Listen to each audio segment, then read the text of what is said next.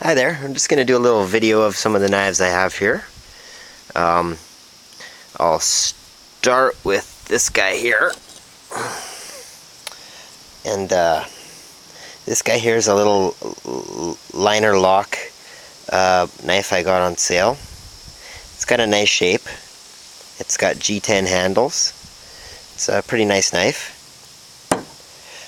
Pretty sharp. It's made out of 440A stainless steel. So that's the little guy there. Next is, it's hard to see, but this is a homemade knife. I made this out of a blade from a slaughterhouse, to be honest, and I made the handles from pine from around the yard here. In the slaughterhouse, this was used for it was a skinning and boning knife, I guess, but it's very high quality stainless steel, or pardon me, yeah, stainless, but even stainless gets a little bit of rust on it. But so that's another homemade knife. I kind of grinded out the blade and made the handle for it. Here's another homemade knife here. I don't know if you can see that. This is another slaughterhouse knife that I kind of modified the blade, but I made the handle out of white-tailed deer antler, a little hunk of leather, and some pine, and a steel guard up at the front here. So it's another knife I made.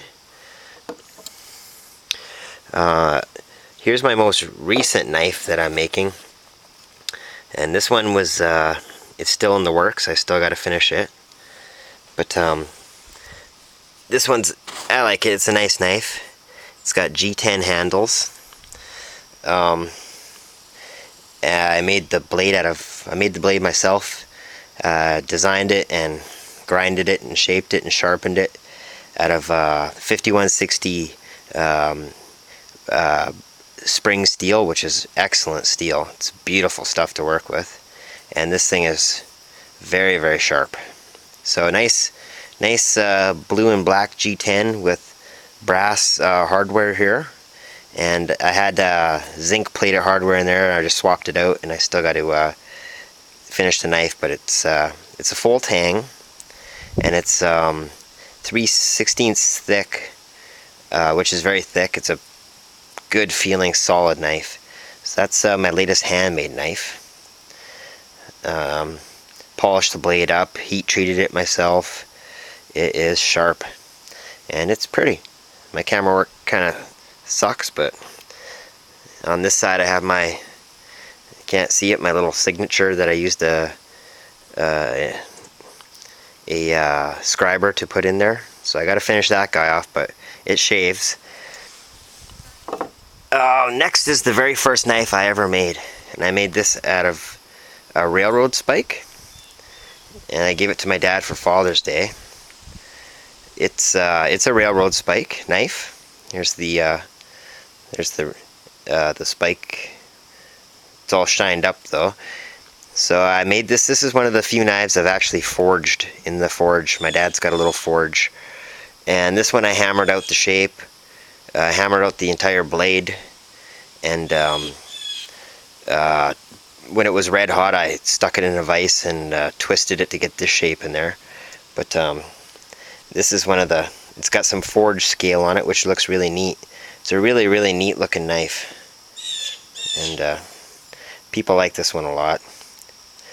It's not too many knives that I've only forged a couple from beginning to end. I heat treated some of my other knives, but this one's completely forged, grind it, polished by hand. So that's my dad's railroad spike knife that I gave him. I wish my camera could capture it a little bit better. Kind of looks like a butter spreading knife, but it's neat. It's got a lot of weight to it. Feels pretty good in the hand. And of course, it's got this tip you can hammer stuff if you want it to. But so next, a knife that's legendary. My friend John gave me this. It's in great shape. This is an actual Ka-Bar or Camillus World War II combat knife. made out of 1095 steel. And this is it's got leather spacer handles. Sharp, powerful. You can hammer. It's got the hidden tang there. You can hammer this thing, so it's a survival knife. It's a fighting survival utility knife. And there was millions of these made, and soldiers, lots of soldiers have a love affair with this knife because it's the knife they went to war with. And of course, it's got the high carbon steel guard here, stacked leather handle, and it's a clip point. The clip is sharpened, so it's quite the knife.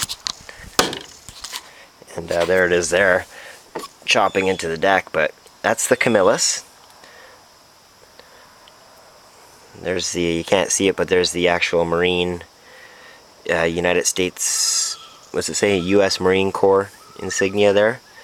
So that's a real bona fide Ka-Bar Camillus fighting knife. Next we have a Columbia River Knife and Tool Company Triumph neck folder. I'll just pull it out here for a sec. With a Kydex sheath. Works good. I took off the original paracord wrap to use on another knife to wrap its handle, and then I gave that to a friend. But so this is the Triumph neck folder. It's a little Tanto. It's a skeletonized thing, except for the I re-put on a cord handle. I learned how to do the Strider wrap. It's pretty sharp right now. Little modified Americanized Tanto. It's supposed to be a last-ditch emergency neck knife. You can hide this on you for pretty much defending yourself, hand-to-hand combat. And there she is, sticking into the deck. And of course it comes with the Kydex sheath and Merc harness, which I kind of used the paracord off that to wrap Tanto handles. So that's that guy. And I just got some rope and I wrapped it on there. Next is a little Amule, a Raco from Spain. This is a Spain-made knife. Try to get it in the picture there. I should have probably put it on macro, but oh, it is on macro. So this is a nice little guy. I guess it's got a, I guess you call that Zytel handle. A little brass lanyard hole. Saws at the top here. It's kind of like a traditional drop point hunter fighter style. It's just a little guy. I got it on sale. And there she is. Oops, kind of didn't really stick all that great, but she's sticks pretty good. So that's a nice guy. This here is an awesome knife. This was given to me by my brother-in-law, and this thing's dangerous. This thing looks like Bilbo Baggins' Lord of the Rings Sting sword. Try to get it in the light there. It's a double-edged. One edge is razor sharp. That one there is just razor sharp.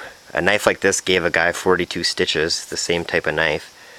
And then the other side is a blisteringly sharp serration. So one side's serrated and one side's razor. And this is actually a working knife for cutting metal duck.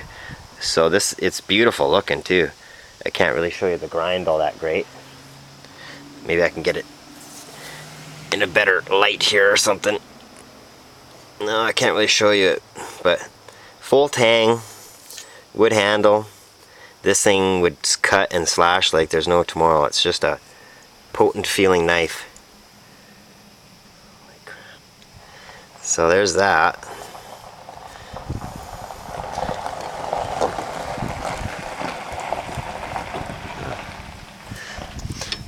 And next is my crazy contraption here.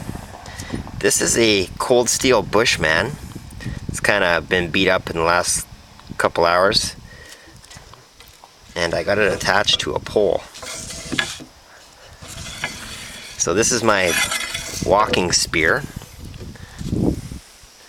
And as you can see, it's attached to a a pole. I just painted it up black. This is made out of SK5 high carbon steel from Cold Steel. It's cold forged.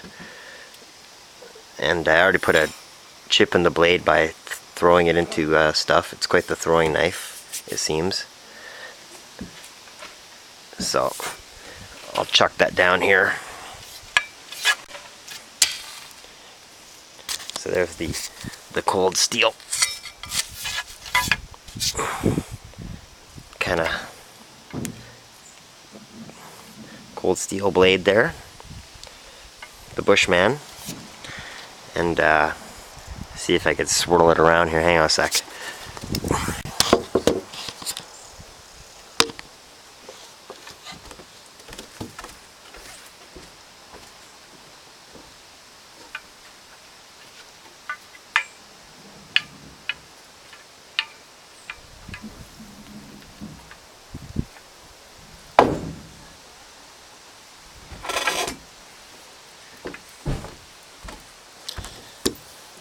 So that's the Cold Steel Bushman. Oh, she's on the deck. And here's where I live. Kenora, Ontario. Thanks for watching.